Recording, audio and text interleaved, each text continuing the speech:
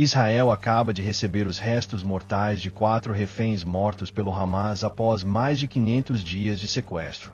O que deveria ser um momento de luto e respeito se transformou em um espetáculo político, enquanto a guerra continua a fazer suas vítimas. O que acontece quando a dor se torna uma arma?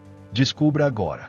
E se você quer entender mais sobre os bastidores dessa tragédia, inscreva-se no canal e ative as notificações para ficar por dentro de tudo. Após 503 dias de sofrimento e incertezas, os corpos de 4 reféns israelenses foram finalmente devolvidos a Israel. A dor das famílias foi imensurável, pois os corpos de Shiri Bibas, seus filhos Ariel e Kfir Bibas, e do idoso Ode Lifshitz chegaram ao país após longos meses de agonia. Nesse período de sequestro, as famílias passaram por uma verdadeira montanha-russa emocional, esperando o milagre que os traria de volta vivos. Contudo, a realidade foi cruel, e a guerra, com toda a sua brutalidade, finalmente selou o destino desses inocentes. O país e suas famílias nunca esquecerão o impacto de uma tragédia tão profunda. Ao longo desses 503 dias, muitas perguntas ficaram sem resposta. O que aconteceu com esses reféns durante esse tempo de cativeiro? Como a guerra e a violência moldaram esse momento irreparável? O tempo passou, mas o sofrimento das famílias era palpável, e as esperanças de reencontrar seus entes queridos vivos se tornaram cada vez mais remotas. Esse período de angústia não é apenas uma dor para as famílias, mas uma ferida aberta para Israel como um todo, que viu seus filhos, mães e avós serem arrancados de seu país e de sua terra. Esse episódio marca mais uma página dolorosa no livro da guerra, onde vidas são impactadas por causas que muitas vezes parecem além de seu controle. A tensão entre os dois lados é visível, e a maneira como esses 4 reféns foram tratados não apenas evidencia a selvageria de um conflito tão extenso, mas também lança luz sobre a fragilidade da vida humana em tempos de guerra. O sofrimento, sem dúvida, se estende a quem perde seus entes queridos, mas também àqueles que são forçados a assistir à brutalidade de um conflito que não escolhe vítimas. Agora, o que você achou deste primeiro parágrafo? Alguma mudança que você gostaria de fazer ou devo seguir para o próximo tópico? A transferência dos corpos dos reféns foi feita sob um protocolo de grande significado humanitário, com a Cruz Vermelha como intermediária. A organização desempenhou um papel essencial no processo, ajudando a garantir que os corpos de Shiri Bibas, seus filhos Ariel e Kfir Bibas, e do idoso Ode Lifshitz fossem devolvidos a Israel. Mas o que poderia ser uma entrega puramente diplomática e respeitosa foi transformado em um espetáculo de propaganda. A Cruz Vermelha, como mediadora, deveria ser uma ponte de humanidade em meio à guerra, mas o contexto político e as tensões entre os dois lados transformaram o ato de devolver os corpos em uma ação carregada de simbolismo. O sul de Gaza foi o cenário onde essa cerimônia de troca ocorreu, e o evento ganhou uma dimensão que foi muito além da simples devolução de corpos. A transferência não foi apenas uma troca física, mas uma oportunidade para cada lado exibir suas narrativas e mostrar sua força. Nesse contexto, a Cruz Vermelha, com sua função de neutralidade, ficou em uma posição delicada, tendo que lidar com a pressão de garantir que a operação fosse realizada de acordo com os princípios humanitários, enquanto as imagens que surgiam não contavam apenas com a tragédia humana, mas com uma carga política forte. Esse tipo de operação, uma entrega de corpos, costuma ser vista como uma tentativa de humanizar o conflito. Mas, como em muitos momentos da guerra, a linha entre o humanitário e o político fica turva. Ao tentar simplesmente devolver os corpos, a Cruz Vermelha se viu em um jogo muito maior, onde cada gesto, cada imagem, tinha um peso maior do que a simples restituição das vidas perdidas. A guerra sempre adiciona uma camada de complexidade a esses momentos, tornando difícil separar a dor da política. E é nesse cenário que as próximas cenas dessa tragédia começarão a se desenrolar. Gostou deste segundo parágrafo? Alguma alteração que você gostaria de fazer ou devemos seguir para o próximo tópico? A entrega dos corpos se tornou um verdadeiro palco de propaganda política, onde o Hamas não deixou passar a oportunidade de explorar o evento para sua própria agenda. Durante a cerimônia, os caixões foram dispostos de forma estratégica, acompanhados de cartazes e mensagens que acusavam Israel de várias ações, utilizando a morte dos reféns como uma poderosa ferramenta para manipular as percepções da opinião pública. Ao invés de ser um momento de respeito silencioso, o ato de devolver os corpos foi transformado em uma exibição pública, onde os caixões eram símbolos de um discurso político inflamado. A guerra, infelizmente, transforma até mesmo o luto em um espetáculo que visa mais do que o reconhecimento da dor, mas a construção de narrativas. Esse tipo de estratégia, tão comum em conflitos de longa duração, evidencia como a morte de um ser humano pode ser transformada em um jogo de interesses, onde até os mais vulneráveis se tornam peças em um tabuleiro maior. O Hamas usou o momento para se posicionar contra Israel, acusando o Estado judeu de diversos crimes e buscando, assim, criar um relato alternativo para sua população e para o mundo. Ao fazer isso, a organização buscava consolidar sua imagem como uma resistência legítima, enquanto ao mesmo tempo buscava aumentar a pressão sobre Israel. No entanto, esse tipo de manipulação também acaba afetando diretamente a percepção internacional sobre o conflito. O que fica claro é que, em tempos de guerra, as emoções mais profundas e humanas, como o luto, são muitas vezes subvertidas para se tornarem ferramentas de propaganda. Não há mais espaço para o lamento puro, sem interesses políticos sendo jogados. O sofrimento se torna moeda de troca e o sacrifício de vida é uma questão de estratégias de poder. Quando a dor se mistura com a política, a linha entre a tragédia humana e o conflito armado se torna ainda mais embaçada, e a verdadeira natureza da perda acaba sendo obscurecida. E o que isso significa para as vítimas e suas famílias? O que é a morte se não o último palco para discursos inflamados de lados opostos? Na cerimônia em que os corpos foram entregues, uma das imagens mais perturbadoras foi a presença de militantes armados entre a multidão que assistia ao evento.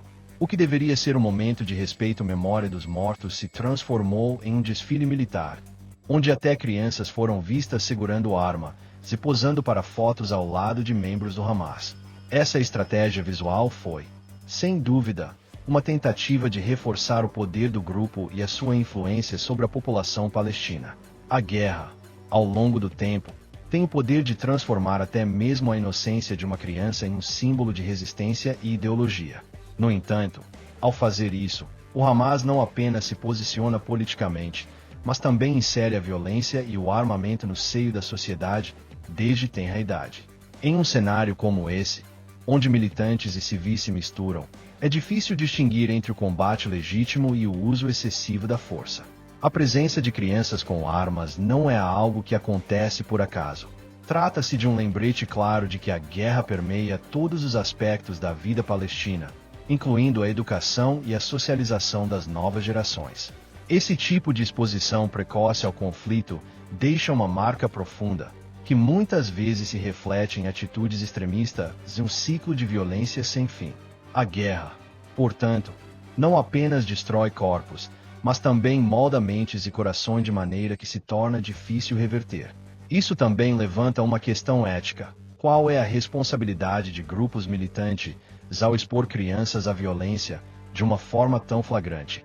Embora muitos vejam esse tipo de ação como uma forma de resistência, é inegável que a utilização de civis, especialmente crianças, como elementos simbólicos ou até mesmo como combatentes, é uma das facetas mais trágicas de um conflito.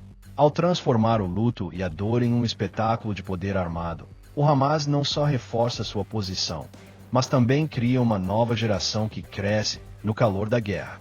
E assim, o ciclo continua, de geração em geração. Quando os caixões com os corpos dos reféns finalmente chegaram a Israel, a recepção foi marcada por uma homenagem solene e cheia de simbolismo. Uma cerimônia militar foi organizada, destacando a importância do retorno dos corpos e o luto nacional pela perda. Os caixões estavam envoltos pela bandeira israelense, e o evento foi permeado por orações, momento de silêncio e palavras que homenageavam os mortos como heróis. A presença das Forças Armadas no evento refletiu não apenas o respeito pela vida das vítimas, mas também a maneira como Israel busca fortalecer sua identidade nacional, unindo-se diante de uma tragédia coletiva. Esse tipo de cerimonial não é apenas uma forma de prestar as últimas homenagens, mas também de reafirmar o espírito resiliente de uma nação em tempos de guerra. A cerimônia de recepção dos corpos foi uma oportunidade para o país não só recordar a tragédia que havia se passado, mas também para mostrar sua unidade frente ao inimigo. No fundo, Israel não apenas recebia os corpos, mas também fazia uma declaração pública de resistência, de firmeza e de compromisso com a proteção de seus cidadãos. Cada detalhe da cerimônia, do posicionamento dos caixões ao discurso de líderes políticos e militares, foi planejado para enviar uma mensagem clara, não só ao país, mas ao mundo.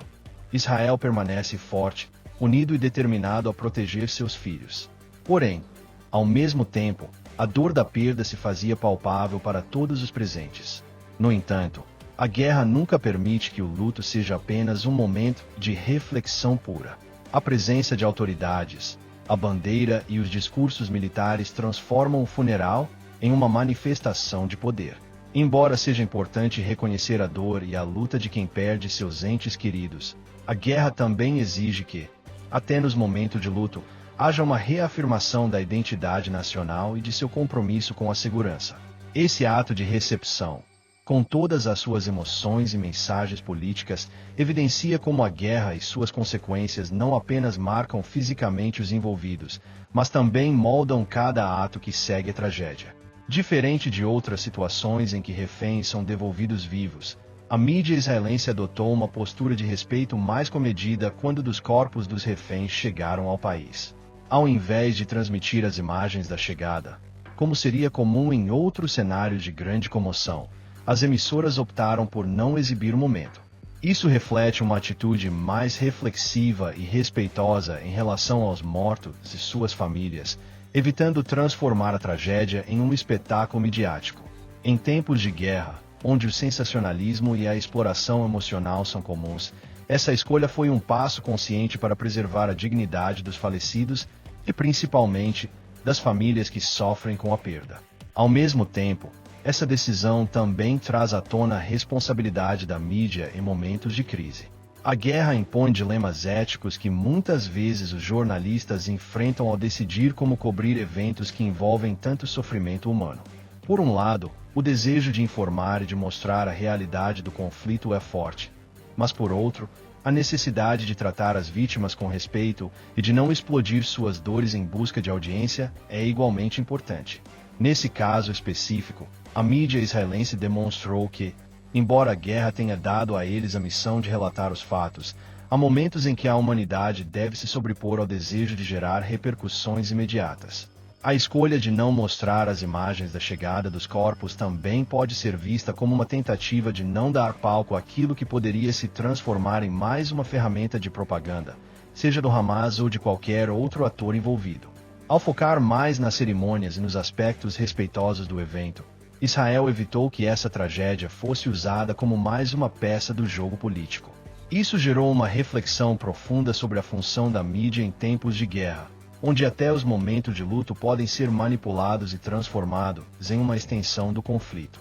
A mídia, assim como qualquer outro setor da sociedade, deve encontrar um equilíbrio entre o dever de informar e a ética de respeitar a dor humana. A guerra nunca nos dá uma pausa, e essa tragédia é um claro reflexo de como o sofrimento pode ser manipulado. Israel, o Hamas e a mídia têm suas próprias agendas, e as vidas humanas são sempre as maiores vítimas. Como você vê a manipulação da dor em nome de ideologia e propaganda? Já se perguntou qual o limite entre respeito e exploração? Se você quer entender mais sobre o impacto da guerra e como ela molda tudo à sua volta, inscreva-se no canal, ative as notificações e continue aprendendo sobre o que acontece por trás das manchetes.